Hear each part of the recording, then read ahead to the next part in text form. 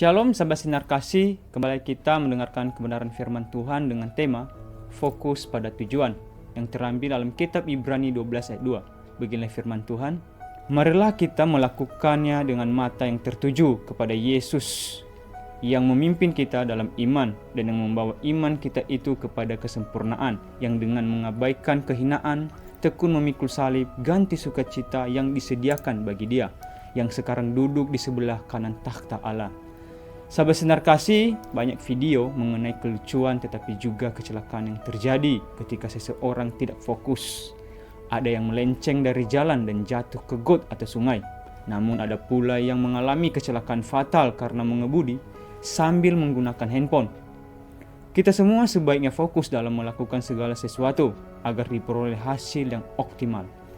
Sahabat sinar kasih, penulis surat Ibrani menyatakan beberapa hal penting dalam kehidupan iman orang Kristen yang digambarkan seperti dalam perlombaan lari estafet.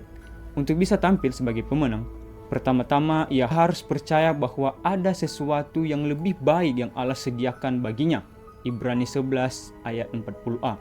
Kedua, ia harus yakin bahwa dirinya adalah penentu kemenangan. Itu setelah generasi sebelumnya menyerahkan kepercayaan kepadanya. Ibrani 11 ayat 40b.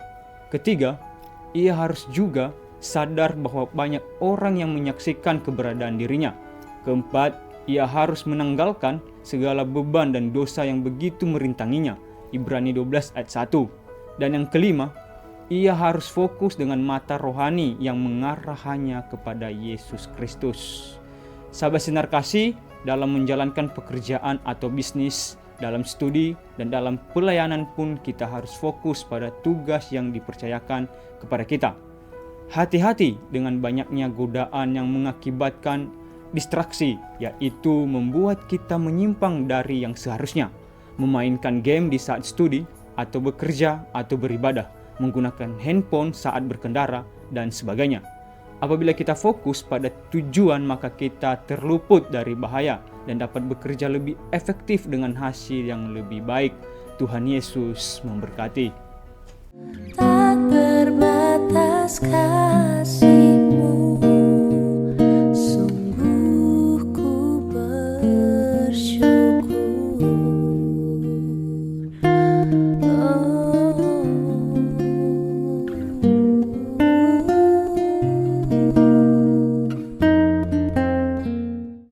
Terpujilah Allah Bapa Tuhan kita, Yesus Kristus, Bapa yang penuh belas kasihan dan Allah sumber segala penghiburan, yang menghibur kami dalam segala penderitaan kami, sehingga kami sanggup menghibur mereka yang berada dalam bermacam-macam penderitaan. Dengan penghiburan yang kami terima sendiri dari Allah, pertolonganku ialah dari Tuhan, yang menjadikan langit dan bumi. Tuhan memberkati engkau dan melindungi engkau. Tuhan menyinari engkau dengan wajah-Nya dan memberi engkau kasih karunia.